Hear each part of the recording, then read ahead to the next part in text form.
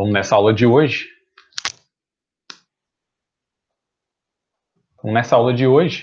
Seguindo aí a nossa parte introdutória e até da parasitologia, eu vou tratar com vocês um pouco, falar dessa questão sobre a relação entre parasita e hospedeiro, né? Que quando a gente trata, por exemplo, né, isso é algo que eu vou até falar posteriormente, da relação dos organismos, dos seres vivos, a gente vê que existe ali, né, realmente uma relação e uma interação entre eles.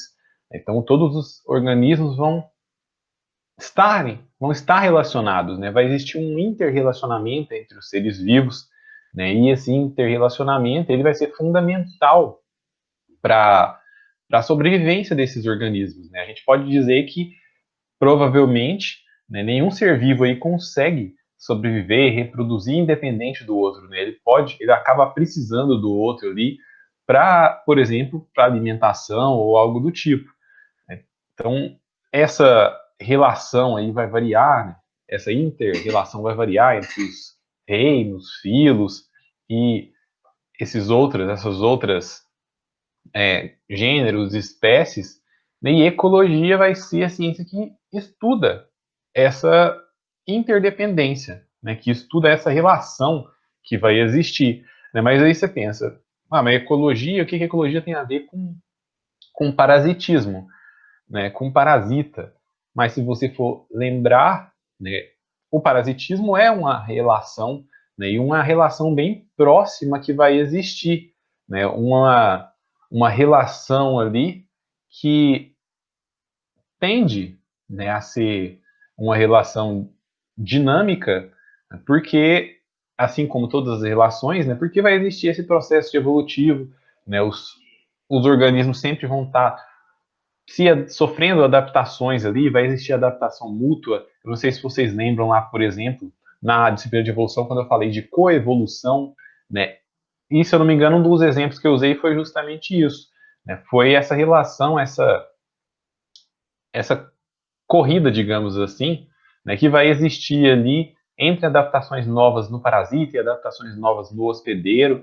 Então, por isso que seriam relações dinâmicas, né? Elas vão mudando ali ao longo do tempo, mas essas relações ali sempre vão existir e nunca vão ser estáticas, né? Elas tendem, de certa forma, a um equilíbrio. E isso é algo que vai acontecer,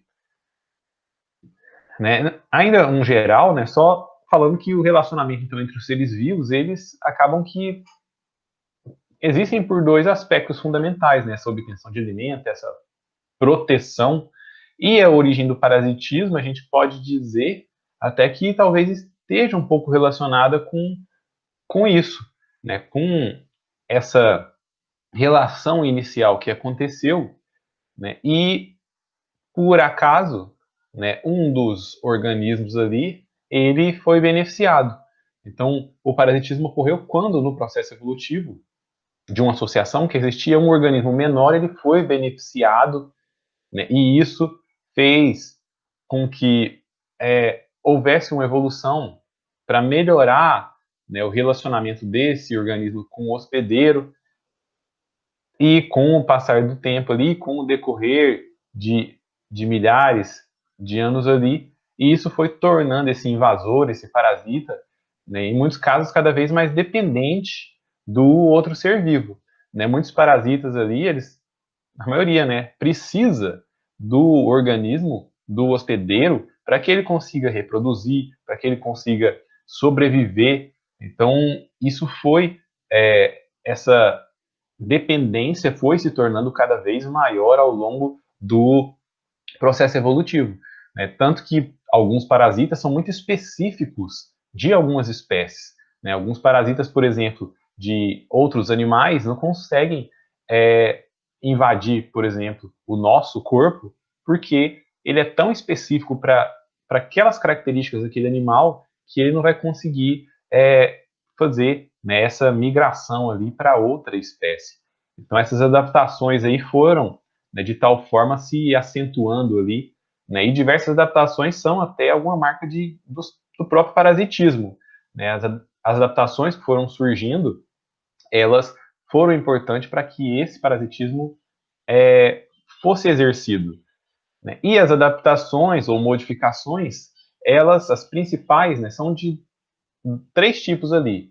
Então, pode ser morfológica, pode ser fisiológica, pode ser biológica. Eu vou focar em 2 principais aqui, que é morfológico e biológico. Então, falando primeiro de morfológico, né? Quando a gente fala de morfológico, a morfologia, a gente está falando da questão aí de características físicas, mesmo que esses organismos podem ter. Dentro dessas modificações, adaptações morfológicas que vão existir, né, um dos exemplos aí, ó, tá aí as degenerações. Né? O que seria degeneração? Quando, em virtude do processo evolutivo ali, o organismo acabou perdendo, né, alguma parte ou um certo órgão sofreu uma atrofia, né, perdeu, por exemplo, órgãos locomotores, aparelho digestivo, né, um exemplo aí que eu trago no slide para vocês e mostra aí, seria a questão da tênia, a tênia saginata que está aí. O que acontece? Ela, no caso, não possui, né, é um organismo aí que não vai possuir o tubo digestivo.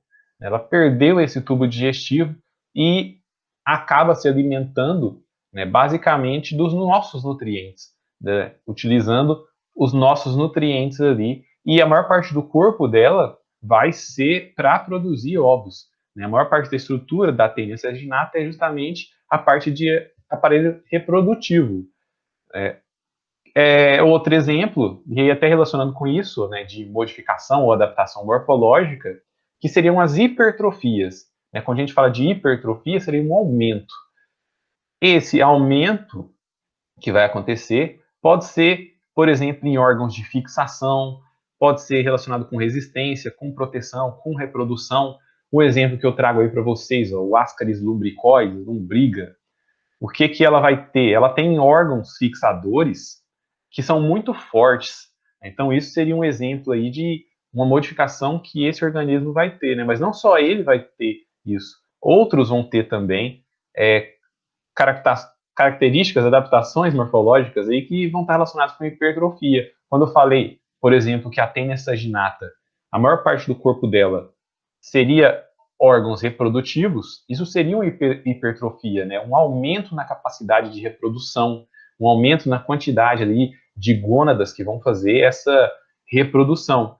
Isso seria um outro exemplo aí de hipertrofia, que é uma adaptação que tornou esses organismos mais capazes de poderem exercer esse parasitismo, de poderem sobreviver dentro do hospedeiro, né, e se manter.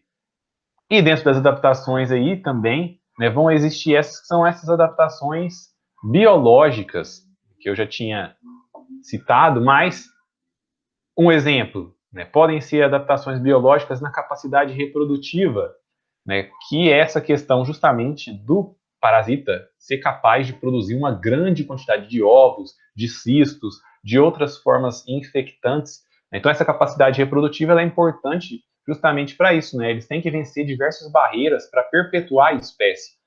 E imagina o quanto deve ser difícil para esses organismos que são, de certa forma, pequenos, né, conseguirem encontrar um outro hospedeiro e assim por diante. Então, isso seria um exemplo, né, o primeiro aí, de adaptação biológica. Um outro, ó, a questão dos diversos tipos de reprodução que vão existir. Né? Ao longo da disciplina, vocês vão ver que várias espécies têm formas de reprodução diferentes, né? E isso, né, esses diferentes mecanismos ali vão permitir uma fecundação mais fácil, por exemplo, né, uma reprodução mais segura da espécie, né, e assim por diante. Então vai ter organismo que é hermafrodita, vai ter organismo que faz partenogênese, vai ter organismo aí com a polioembrionia, né, e assim por diante. Né? A imagenzinha que eu trago para vocês no slide é justamente, mais uma vez, falando da tênia, né, que ela tem ali, é um organismo hermafrodita, e cada partezinha do corpo dela, essas proglótides, então cada quadradinho desse do corpo dela aí, tem órgão masculino e feminino que é capaz de produzir ovos. Então isso seria, né, uma característica, uma adaptação biológica que aumenta nessa quantidade aí, aumenta essa capacidade reprodutiva. Também outra adaptação biológica que é interessante, é importante, seria a questão da resistência à agressão do hospedeiro. Né? O que seria isso? Imagina o seguinte, quando o parasita vai adentrar no hospedeiro, ele corre o risco ali, por exemplo, de sofrer ataque de anticorpos, de sofrer ataque de diversos fluidos que podem existir no corpo, dependendo de como ele vai entrar. Então, os parasitas têm que ter características que vão fazer eles serem mais resistentes a esse ataque. Por exemplo, algumas enzimas que são resistentes a anticorpos, né, elas podem existir em alguns organismos. Né, um exemplo clássico de uma adaptação a essa agressão do hospedeiro seria no caso do Ascaris lumbricoides, que está aí na imagem.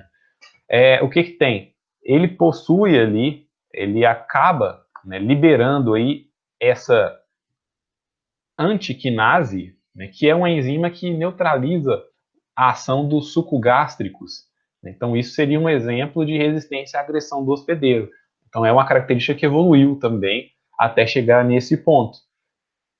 E outra adaptação biológica aí estaria relacionada com os tropismos. Né? O que seria esses tropismos? Na verdade, primeiro, né, qual a função dele? Esses tropismos podem facilitar a propagação, a reprodução ou a sobrevivência.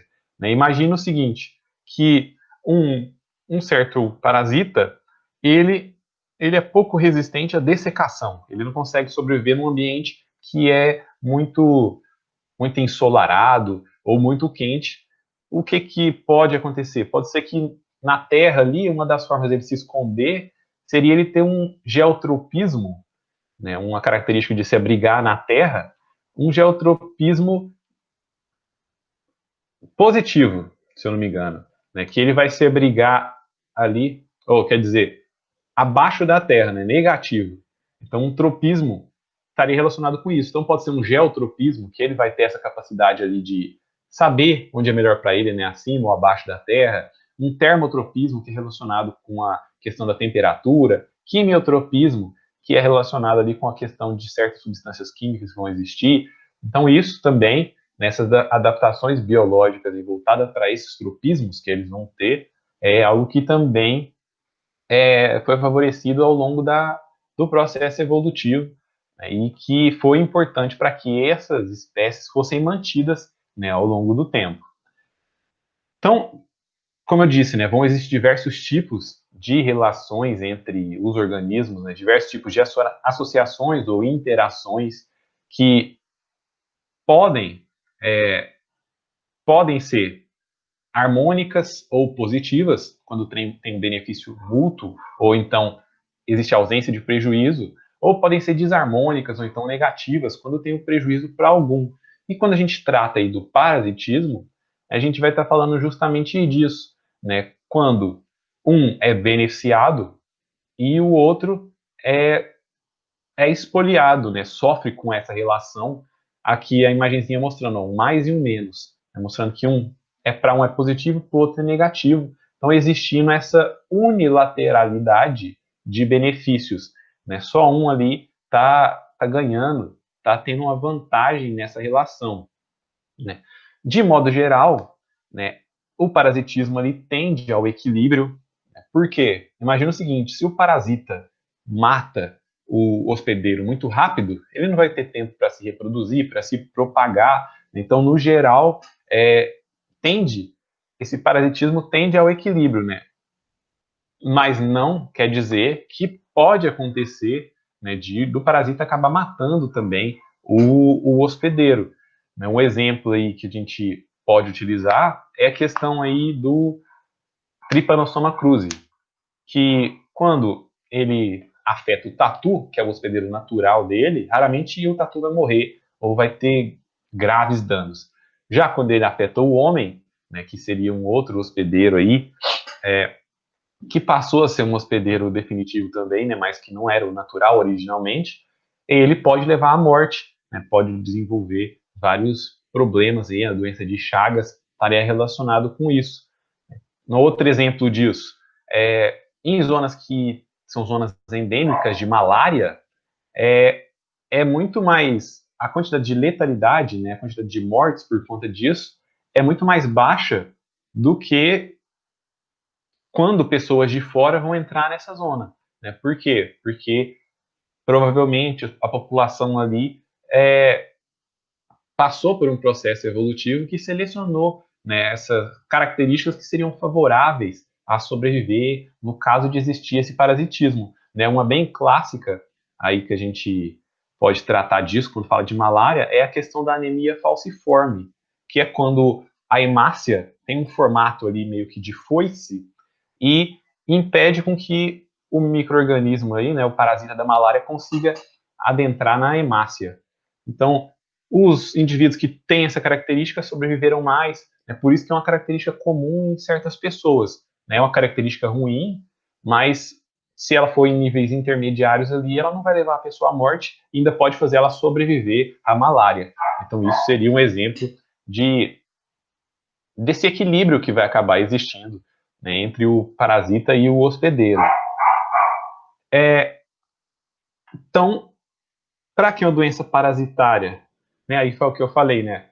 Alterações ambientais, concentração populacional e baixas condições de higiene, né? Isso pode levar também a condições mais propícias para a multiplicação do parasita ou do vetor. Na verdade, eu não tinha nem falado isso.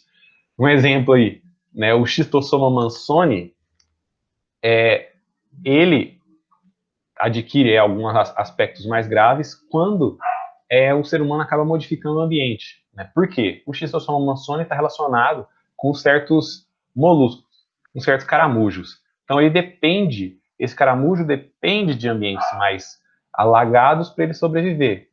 Então se o ser humano modifica aquele ambiente, gera aquele ambiente que é propício para o caramujo, ele pode também levar a um ambiente mais propício para o Schistosoma mansoni. Então isso seria também uma forma, né, um exemplo aí de como a gente, o ser humano, a nossa ação pode acabar interferindo também, né, e gerando condições mais propícias para a multiplicação de um parasita ou então de um vetor. Né, um exemplo disso de vetor, quando a gente fala de mosquito da dengue.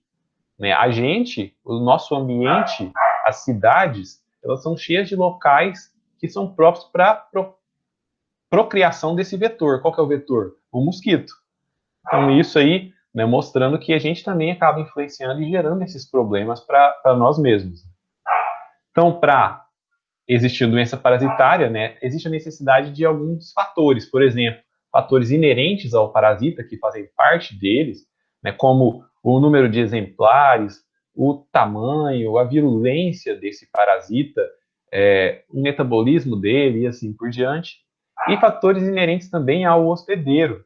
Né? Por quê? Então, certas doenças parasitárias, por exemplo, vão depender ali da idade do hospedeiro, da nutrição, da resposta imune, né, o que eu falei da malária aí, né, dos hábitos desse hospedeiro também, né, uma coisa bem relacionada com isso dos hábitos, é muito comum de, pelo menos eu conheço muitos, né, dos nossos avós, né, que talvez moraram em fazenda, em casas ali, casa de pau a pique que eles chamam, né, tem doença de Chagas. Por quê?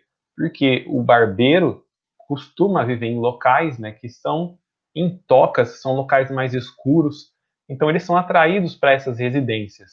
Então isso é uma característica inerente ao hospedeiro, né? Ele vive num local e acaba que o vetor ali também vai viver no mesmo local. Então, ele vai ter essa relação.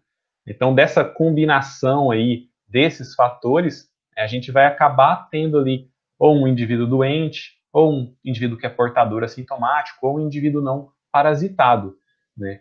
Então, isso vai depender da relação de todas essas características. Um exemplo disso que a gente pode ver atualmente, mas aí já falando de um vírus, né, a gente fala do Covid, que está acontecendo agora. Quando a gente fala de um fator aí para essa doença relacionado com idade, crianças não sofrem tanto, crianças não ficam tão doentes, mas em muitos casos podem ser portadores assintomáticos. Com isso, mostrando, né, essa influência aí de condições, de certas condições que vão estar relacionadas, né, que podem levar, podem mostrar aí se a pessoa fica doente, assintomático ou se é não parasitado.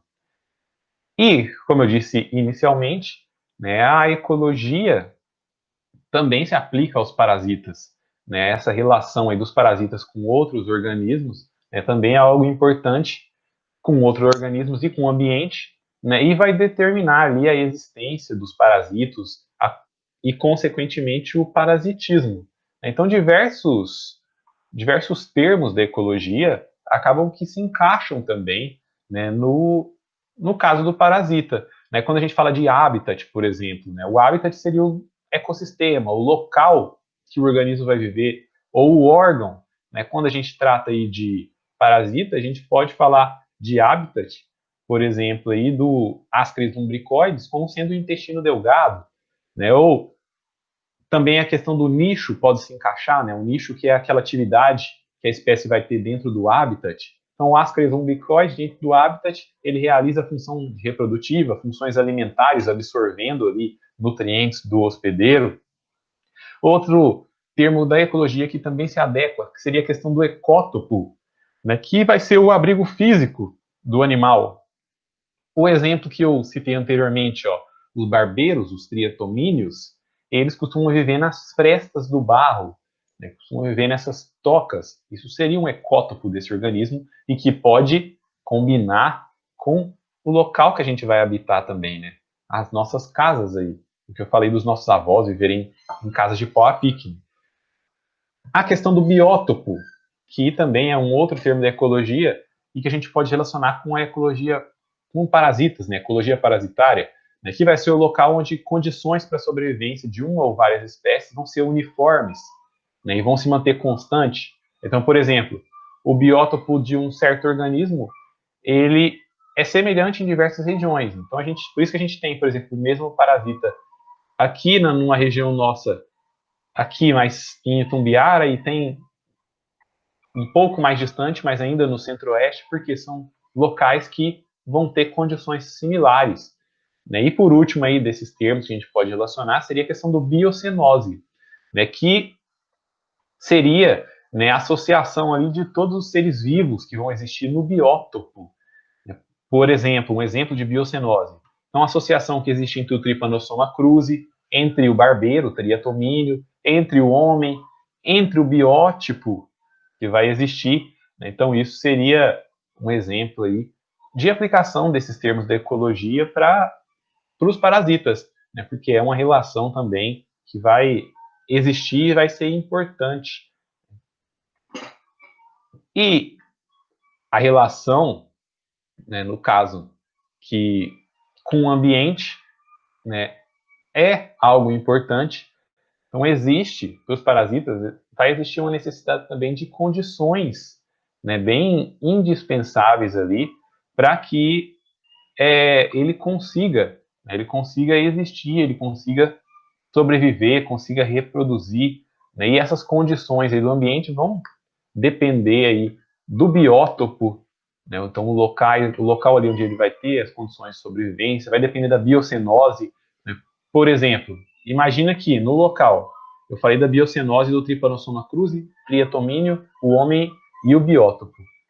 Tem o Trypanosoma cruzi, que é esse parasita, tem o vetor, que é o barbeiro, mas não tem o homem. Então é impossível desse parasita existir, né? Ele não tem ele sobreviver durante longo tempo. Ele não tem essa peça ali, digamos, ideal para ele completar o seu ciclo. Ou então tem o Trypanosoma, tem triatomínio, tem o homem, mas o biótopo é diferente.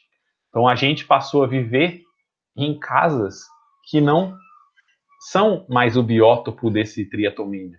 Então a gente acabou mudando essas condições. Né? E a essas condições aí que vão existir, essas condições necessárias, né, vão compor o que é chamado aí de foco natural da doença, né? O foco natural dessa parasitose.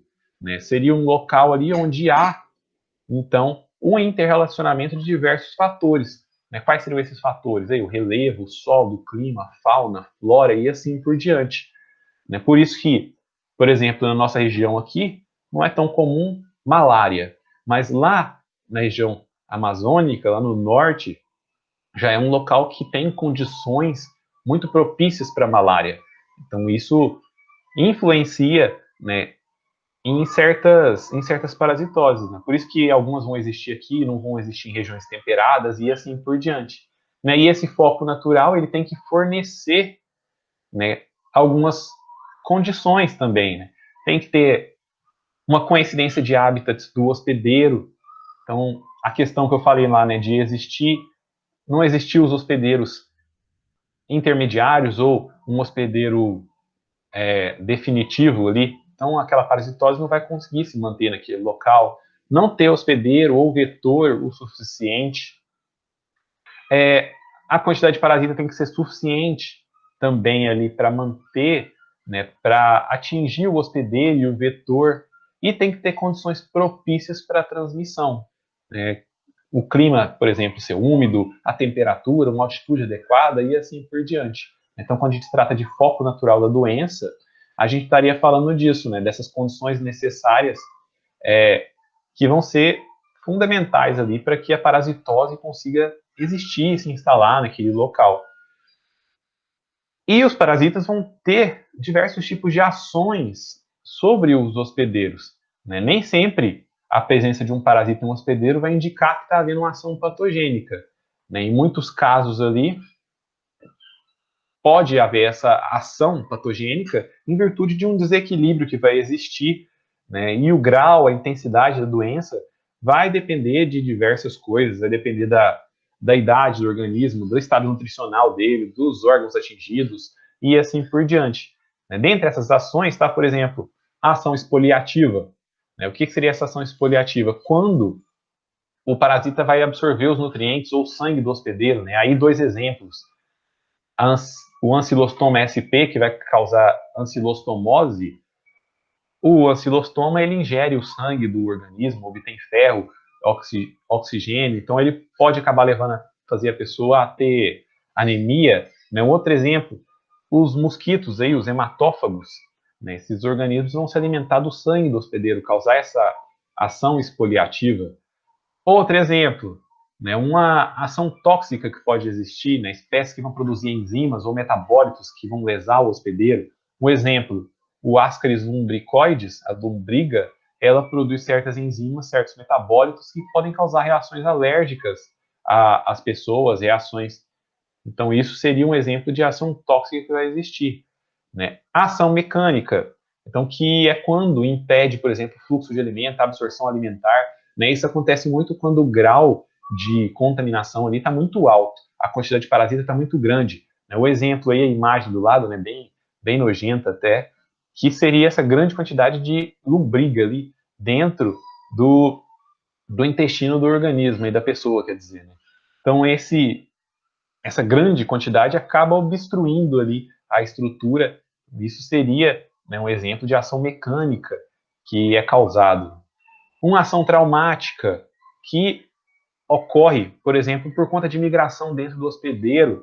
Né, o ancilostoma, ele migra ali, por exemplo, tem uma migração cutânea, uma migração pulmonar, e essa migração pode causar traumas nesses locais.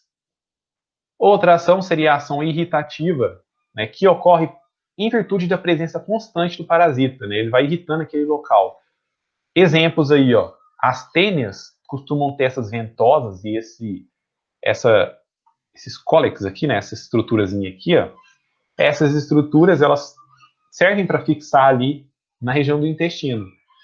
Em virtude de estar ali há muito tempo e estar fixado naquele local, pode levar a essa irritação. E os outros dois tipos aí seria, por exemplo, a ação enzimática. Né? O Schistosoma mansoni, uma das fases dele é a cercária. E ela penetra pela pele. Quando ela vai penetrar, né, ela vai utilizar de enzimas aí para fazer essa penetração, né, o que causa uma coceira no local e seria um exemplo de ação que vai causar no hospedeiro. E por último, né, o que é chamado aí de anóxia, que é quando, né, o organismo aí, ele vai consumir oxigênio, vai levar a anemia. Né, mais uma vez, a questão aí de infecções muito grandes de ancilostomatide, né, do ancilostoma, ele pode levar, né, por consumir O2, por consumir ferro, ele pode levar a pessoa a ter essa anemia. Então, isso seria um outro exemplo de ação aí que o parasita pode ter nesse hospedeiro. Então, isso seria um geral mostrando como podem ser essas relações entre o parasita e o hospedeiro. Né? E não necessariamente, como eu mostrei anteriormente, um parasita vai ter uma ação só. Né? Ele pode gerar uma gama de ações, né? Por exemplo, o Ascaris umbricoides, além de poder levar ali, em virtude dele consumir nossos recursos, levar uma redução ali de certos nutrientes para a gente, ele pode levar também uma ação mecânica, como eu mostrei. Então, isso vai variar, vai depender da quantidade de parasitas, das características inerentes ao parasita e inerentes ao hospedeiro, como eu já falei anteriormente. Então, isso seria essa nossa aula de hoje. Eu espero que tenha ficado claro. Qualquer dúvida, mandem mensagens lá na sala de interação, né? Ou então me mandem mensagens por e-mail, WhatsApp, que eu tentarei tirar essas dúvidas aí, né? Essa parte dessa aula é baseada no capítulo lá do livro do Neves, né, de parasitologia. Então, como eu já disse, né, qualquer coisa manda mensagens e bons estudos.